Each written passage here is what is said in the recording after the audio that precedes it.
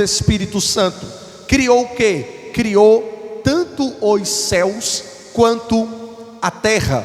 Assim como Deus está pluralizado, a palavra céus também está pluralizado.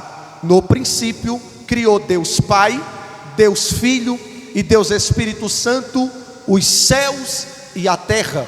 O salmista, no Salmo 33, parágrafo 6º, escreveu dizendo: pela palavra do Senhor se fizeram os céus. Perceba que a palavra fizeram está pluralizado. Isso significa dizer que de fato na criação dos céus e na criação da terra foi Deus Pai, Deus Filho e Deus Espírito Santo. Céus é pluralizado porque existe mais de um céu. E baseado na Bíblia, especificamente em 2 Coríntios, capítulo de número 12, há 3 céus. O primeiro céu é este céu azulado, azulado por causa das camadas de ozônio. O segundo céu é o céu atmosférico. O terceiro céu é o céu de Deus, aonde existe um trono e Ele mesmo está assentado, aonde existe aproximadamente 3 categorias de seres angelicais. A primeira categoria de seres angelicais são os serafins, que são seres que ardem em fogo. A segunda categoria são os anjos, e a terceira categoria são os arcanjos, anjos que lideram outros anjos. Sim, há 3 céus. Nós temos a capacidade de contemplar o primeiro céu, nós temos a capacidade de contemplar o segundo céu. Agora, neste atual momento, nós não temos a capacidade, Lavínia, de contemplar o terceiro céu. Só alguns personagens da Bíblia tiveram a honra de ter a capacidade de contemplar o céu de Deus, como por exemplo Isaías no capítulo 6, Ezequiel no capítulo de número 1, Daniel também. Ele teve a capacidade de contemplar o terceiro céu. O apóstolo João, quando a porta do céu é aberta e ele é arrebatado, transliterado da ilha chamada de Patmos para o terceiro céu, ele teve a capacidade de não contemplar apenas o trono, como também o céu na sua totalidade, e contar para a igreja que gosta de ler Bíblia como é mais ou menos ou basicamente os céus. Mas agora nós não temos a capacidade de contemplar o céu, mas existe uma promessa que está sobre a igreja, que no soar da última trombeta, os que morreram em Cristo ressuscitarão primeiro, e nós que estamos vivos seremos arrebatados, e aí sim iremos ter a honra e a capacidade de contemplar os céus na sua totalidade. Sim, no princípio Deus criou o céu e Deus criou a terra. Tudo aquilo que Deus faz é belo, tudo aquilo que Deus faz é excelente, tudo aquilo que Deus faz é agradável, tudo aquilo que Deus faz é perfeito. Então os céus que Deus criou, Ele criou perfeito. A terra que Deus criou, Ele criou perfeita. A terra do versículo 1 do capítulo 1 do livro do Gênesis é uma terra perfeita. Mas se você for ler o versículo de número 2, está escrito: e a terra era sem forma e vazia. Algo sem forma não é perfeito, algo vazio não é perfeito. Então a terra que foi criada por Deus no capítulo 1 perfeita, no versículo 2 não está perfeita. E a pergunta que não quer calar é: por que Deus criou perfeita no capítulo 1 e no versículo 1, perdão, e no versículo de número 2 não está perfeita? Quem aqui vai para a escola bíblica dominical ou já fez um cursozinho básico de teologia vai saber muito bem dessa tese que é bíblica, cristocêntrica e pentecostal. Houve-se um dia que em um dado momento Lúcifer que esse nome não está na Bíblia. Significa anjo de luz na essência da sua palavra. Ele propôs no seu coração construir um trono acima do de Deus e ser semelhante ao Altíssimo. Ele apenas está pensando, apenas está no campo da sua percepção. Mas Deus, que não é apenas onipresente, não é apenas onipotente, mas também é onisciente, detectou o pensamento de Lúcifer. Aí ele cria um arcanjo, que foi o primeiro arcanjo criado por Deus, por nome de Miguel. Miguel não é um nome, Miguel é uma mensagem de Deus para o pensamento de Lúcifer. Lúcifer diz: eu vou construir um trono acima do de Deus, e eu quero ser semelhante ao Altíssimo. É quando Deus detecta, Deus abre a boca e diz: Miguel, que é o primeiro arcanjo, que quer dizer quem é igual a mim. Apocalipse, capítulo de número 12, está escrito que nesta hora, posteriormente, Deus criar este arcanjo por nome de Miguel, ele constrói uma guerra nas regiões celestiais, e esta guerra é entre Satanás e Miguel. Só que nesta guerra, quem triunfa não é Lúcifer, quem triunfa é Miguel, e ele cai com a terça parte dos anjos. Houve-se uma rebelião no céu, e na rebelião quem caiu não só foi o cabeça, quem caiu também foi os liderados por Lúcifer. Quem caiu também não só foi o cabeça, quem caiu também foi o grupo. Caiu na terra, e quando ele caiu na terra, aí sim ele tornou a terra sem forma e vazia. Por que tu diz isso, Micael? Porque a palavra era do versículo 2 do capítulo de número 1 do livro do Gênesis tornou-se, ou seja, a terra foi criada perfeita, mas foi tornada pelo diabo sem forma e vazia. E para piorar, havia trevas sobre a face do abismo, mas o Espírito Santo de Deus pairava sobre a face das águas. É só o Espírito Santo quem está atuando, é só o Deus Espírito que está atuando. O Deus Filho não está atuando, o Deus Pai não está atuando, até que o Deus Pai, ele decide descer na terra, e ele decide descer na terra para passar 7 dias. Quantos dias? Quantos dias? 7 dias. No primeiro dia, quando ele pisa na terra, ele trabalha, e ele trabalha para fazer separação entre a luz e as trevas, porque a luz e as trevas não pode estar perto, não pode estar na mesma geografia, não pode estar no mesmo ambiente. Então ele faz separação entre a luz e as trevas no segundo dia. Quando ele coloca a planta dos pés dele na terra, ele faz separação entre a água e a porção seca. A água ele chama de mar, e a porção seca ele chama de terra. No terceiro dia, ele faz separação entre águas e águas, isto é, água na dimensão da terra e água na dimensão do céu. No quarto dia, ele cria os grandes iluminares, o sol para governar o dia e a lua para governar a noite. No quinto dia, está escrito que ele cria as grandes baleias, os répteis e as aves do céu.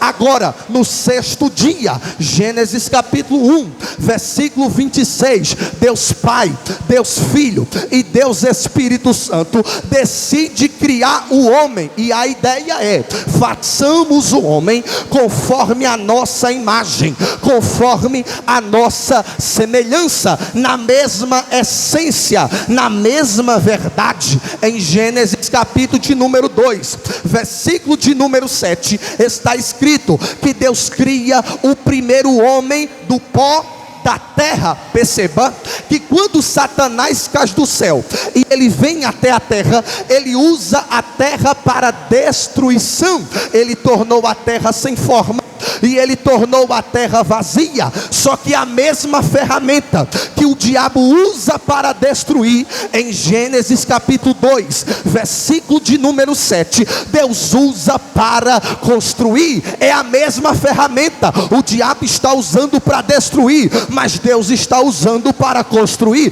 porque sempre vai ser assim. O diabo tira da igreja para levar para a maconha, Deus tira da maconha e traz para a igreja. O diabo tira da igreja e leva para tomar cachaça, Jesus tira o cachaceiro e traz aqui para a igreja. O diabo pega alguém e coloca no crime, Jesus tira do crime e traz para a igreja. Se o diabo usa para destruição, o céu ele usa para a construção. E eu não sei se alguém tem fé para receber profecia nesta quinta de introdução. Se o diabo pegou alguém da tua casa e quer destruir alguém, porque afinal de contas ele não só veio para roubar, ele não só veio para matar, ele também veio para destruir.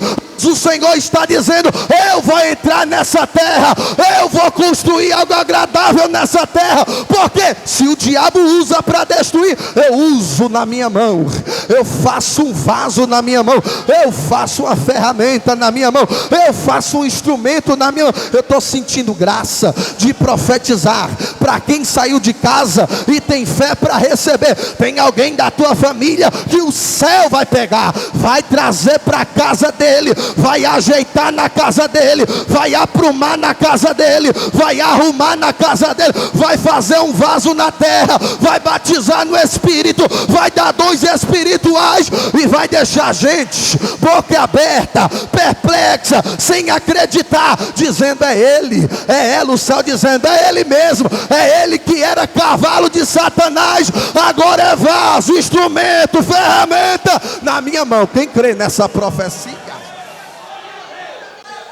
Glória a Deus. Eu estou achando que eu não vou conseguir terminar essa mensagem, mas vamos embora.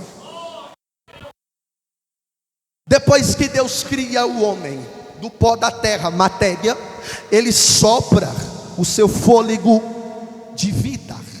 E aí o homem Adão, ele se torna alma vivente. Depois que Deus cria o homem, sopra em suas narinas, ele planta um jardim no Éden e coloca Adão dentro do jardim. Esse jardim aqui é uma casa. Por mais que seja Adão que está habitando nessa casa, morando nessa casa, residindo nessa casa, esta casa não é de Adão, esta casa é de Deus. E pelo fato da casa ser de Deus, tem princípio. E princípio estabelecido por Deus é irremovível, irrevogável e inviolável. E o principal princípio da casa é: existem distintas árvores, existem N árvores, e a minha palavra é: pode comer do fruto. Agora tem uma árvore, que é a árvore do meio, é a árvore do conhecimento do bem e do conhecimento do mal. A minha palavra é: não coma do fruto. Deus diz para as demais: a minha palavra é sim, mas para a do meio, a do conhecimento do bem e do mal, a minha palavra é não. Eu tenho um tempinho andando com Jesus, e nesse tempinho que eu tenho andando com Jesus, eu descobri que quando Deus diz sim, é sim, mas quando Ele diz não, é não. Para as demais árvores, a minha palavra é sim, mas para a do meio, a árvore do conhecimento do bem e do mal, é não. Adão está lá, tendo ciência desse princípio estabelecido pelo Deus que colocou e que lhe criou do pó da terra, até que Deus está lá na eternidade percebendo que os répteis têm companhia, as aves do céu têm companhia, os animais têm companhia, as baleias que está no mar também têm companhia. Mas ele olha para dentro do jardim e ele não vê Adão com ninguém, até que ele tem uma brilhante ideia: fazer uma adjuntora para Adão, até que ele sai da eternidade e ele desce na terra. Quando ele coloca a planta dos pés na terra, está escrito que ele fez cair um profundo sono sobre Adão, e enquanto Adão está dormindo, Deus tira a costela de Adão. Adão não vê Deus tirar a costela dele, mas quando ele acorda, ele vê Eva. Isso daqui que eu vou dizer só aconteceu com Adão em toda a história da humanidade. O único que foi dormir solteiro e se acordou casado foi Adão. Adão dorme solteiro e Adão acorda casado. Ele não vê Deus tirando a costela, mas ele vê Deus honrando ele com Eva. A perca foi imperceptível, mas o ganho foi notório. A perca foi imperceptível, mas o ganho foi perceptível. Ele perdeu para ganhar, porque na caminhada cristã é assim: primeiro perco, depois eu ganho. O problema de muita gente é que sai do mundo e vem para a igreja pensando que vai começar ganhando, mas aqui não. Primeiro começa perdendo, depois ganha. Satanás não, primeiro ele te ludibreia, te dá e depois toma. Agora quando Jeová dá, quando Jeová abre, ninguém fecha, ninguém arranca, ninguém usurpa, ninguém remove, ninguém tira. Quando ele dá, é teu e ninguém toma, diz o Senhor na minha boca. A perca foi imperceptível, mas o ganho foi notório. Ele ganhou Eva. Ele passa o princípio da casa para Eva. Ele diz: olha, Eva, o principal princípio estabelecido pelo Deus que me colocou aqui e que te criou através dessa costela é que aqui a palavra dele para as demais árvores é sim, mas para esta árvore do meio, do conhecimento do bem e do mal, é não. Até que um dia está escrito que Adão se ausenta da presença de Eva.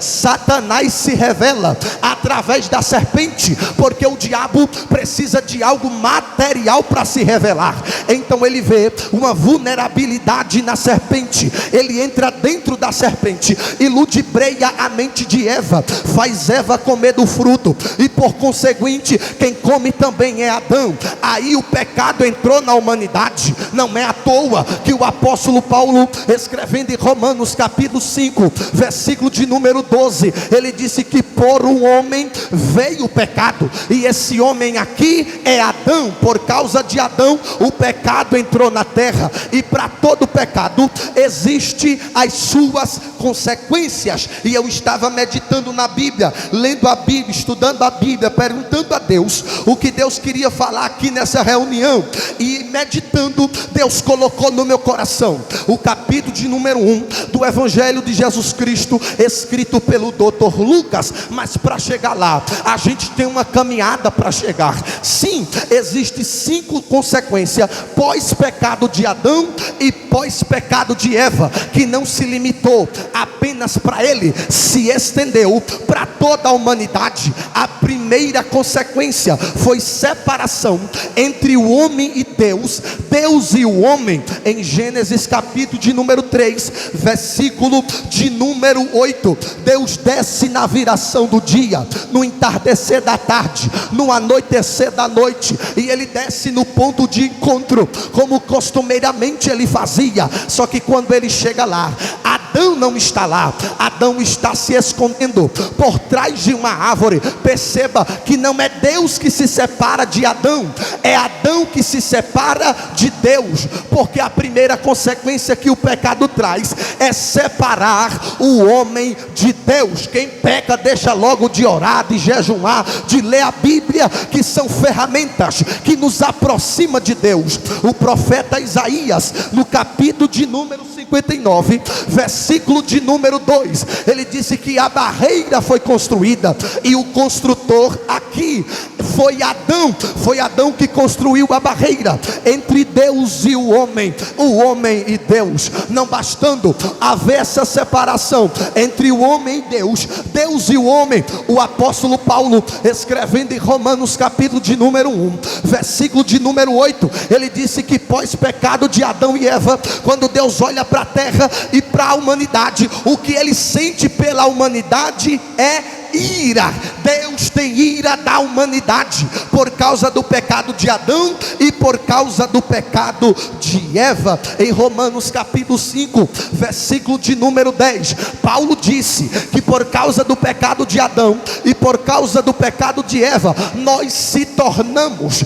inimigos de Deus. Você vai ver de Gênesis a Apocalipse, Deus só chamou Abraão de amigo, ele não conseguiu chamar ninguém de amigo, porque por causa do pecado de Adão e por causa do pecado de Eva, nós se tornamos inimigos de Deus. Não bastando a separação, não bastando a ira de Deus, e não bastando isso aqui, a inimizade de Deus para com o homem e do homem para com Deus. Paulo, escrevendo aos Colossenses, no capítulo de número 2, disse que por causa do pecado de Adão e por causa do pecado de Eva, nós temos ou tínhamos uma dívida muito alta, e nenhum de nós aqui tínhamos a capacidade de pagar. A primeira consequência pós pecado de Adão e pós pecado de Eva é separação entre o homem e Deus, Deus e o homem. A segunda consequência é a natureza do homem é corrompida.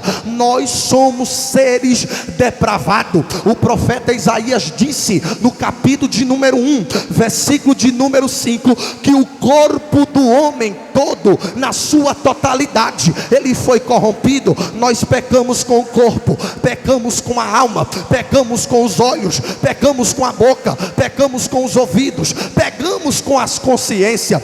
A segunda consequência pós pecado de Adão e pós pecado de Eva é que a natureza do homem é corrompida. A terceira consequência pós pecado de Adão e pós pecado de Eva é distúrbio diante da sociedade. O que é isso, Micael? Em Gênesis capítulo 3, Eva culpa Adão, Adão culpa Eva, Eva culpa a serpente. O que é isso? Distúrbio diante da sociedade. Em Gênesis capítulo de número 4, Caim mata Abel. O que é isso? Distúrbio diante da sociedade. Em Gênesis 4, Lameque mata por nada. O que é isso? Distúrbio diante da sociedade. Miriam e Arão se levanta contra Moisés. O que é isso? Distúrbio diante da sociedade. Os irmãos de Jefité expeliram Jefité da sua casa, alegando eles dizer que ele era filho de uma prostituta. O que é isso, Micael? Distúrbio diante da sociedade. Lavínia, pastor Paulo, o evangelista Mateus disse que nos últimos dias se levantará filho contra pai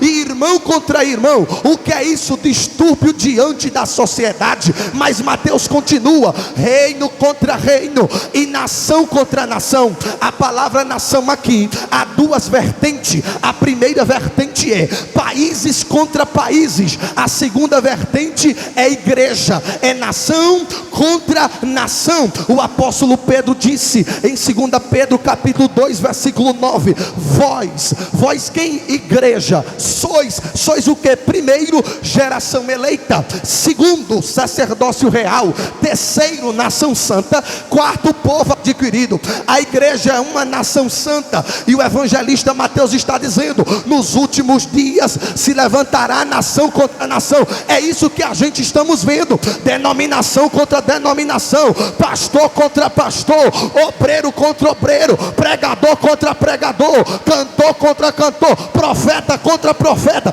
igreja contra igreja. Isso daqui não era para acontecer. Macumbeiro não se levanta contra macumbeiro, bruxo não se levanta contra bruxo. Agora a igreja é igreja contra igreja, é irmão contra irmão. Mas eu já quero profetizar que esse laço vai ter que ser quebrado no nome do poderoso Jesus. Nos últimos dias se levantará nação contra nação. Sim, a quarta consequência pós pecado de Adão e pós pecado de Eva é que essa terra aqui, ela é maldita. Gênesis capítulo 3 versículo 17, Deus olha para Adão e diz: por causa de você, por causa do seu pecado, essa terra aqui vai ser amaldiçoada. E eu quero logo que os meus entendam que eu não gosto dessa terra. É por isso que o apóstolo Tiago disse que quem ama o mundo, o amor do Pai não está nele. Deus não gosta dessa terra. É por isso que em Gênesis capítulo 7 ele envia o dilúvio e destrói com a terra na sua totalidade. Em Gênesis capítulo 19 ele envia fogo e destrói com Sodoma e destrói com Gomorra, porque Deus não gosta dessa terra. O apóstolo Pedro, ele disse que nos últimos dias Deus vai destruir essa terra com fogo e enxofre. E quem tiver nela também vai ser destruído. Só que tem um povo que não vai ser destruído, e esse povo se chama a igreja, porque a igreja vai estar em uma cidade que João viu e disse: eu vi descer do céu a nova Jerusalém. É para lá que você vai. E eu já quero profetizar: quem mora de aluguel lá não vai pagar aluguel. Se aqui a valorização é muito ouro, lá o ouro não tem valor. A gente vai pisar em ouro, a gente vai pisar em prata, porque aquilo que o céu tem para quem é obediente é aquilo que é de mais belo, aquilo que é de mais excelente e aquilo que é de mais agradável. Olha para esse crente com autoridade e diga para ele: o céu é teu. Diga. Eu estou pregando um pouco rápido porque a hora está avançando e eu preciso entregar o rolo de Jeová. Olha para esse crente que está do teu lado e diga: o céu é teu. Diga, ninguém arranca o céu de você. E o pecado Jeová perdoa, e a falha a graça te toma, porque o céu é teu. Olha de novo para esse crente. Eu estou empolgado para pregar aqui. Eita, Jesus dos crentes. Olha para ele e diga: o céu é teu. O céu é teu. Olha para ele e diga: é bom você ser meu irmão aqui, porque eu sou falho, mas você vai ter que me ver lá. O céu é teu e é meu. É teu e é meu. É teu e é meu. Só quem acredita que vai para o céu, levante a mão, abra a boca, diga glória a Deus, diga aleluia. Pode abrir a boca, meu filho, porque o céu, ele é barulhento. Eu acho estranho o crente que pulava carnaval, rodava baiano, aí chega na igreja e cruza os braços, a perna, a língua, parece um despacho de encruzilhada. O céu está dizendo: se quiser vir para cá, já vá se acostumando. Aqui é lugar de crente pentecostal. Abra a boca para celebrar a Ele. Eita, Jeová dos crentes. Eita, Jeová dos crentes. Eita, Jeová dos crentes. Eu fui pregar domingo lá na cidade de Juarez Távora, em um congresso da juventude, e o céu me tomou com muita graça. Foi um reboliço em uma igreja que eu pensava que era uma igreja presbiteriana. Eu disse: meu Deus, uma igreja da Assembleia de Deus, morta como essa. Mas eu dei lugar para o varão. Ninguém dava glória, ninguém dava aleluia, mas daqui a pouco o céu disse: eu vou entrar na terra. E eu fiquei lá gritando, dando glória. Terminei o culto. Depois que Jesus fez o mover, o moço chegou para mim e disse: jovem, por que é que tu grita tanto? Eu disse: deixa eu contar a minha história para você. Eu era do mundo, eu era da facção da Al-Qaeda. Alguém disse que ia tirar a minha vida. Jeová me guardou, Jeová me livrou, Jeová me preservou. Eu vou ficar na igreja engessado, sem dar glória a Deus e aleluia. A minha boca é para dar glória, minha mão é para levantar, a minha língua é para falar línguas estranhas. Eu sou da marcha, eu sou do glória, eu sou do aleluia. Abra a boca para celebrar a Ele, porque Ele está dizendo: eu criei o céu para você.